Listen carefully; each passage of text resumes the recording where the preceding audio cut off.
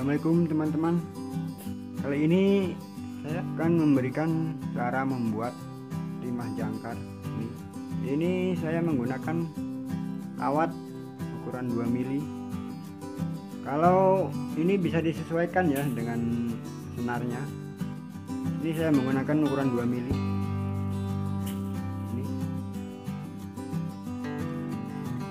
Ini saya beli di toko bangunan. Banyak nih ya teman-teman kalau mau beli di toko bangunan.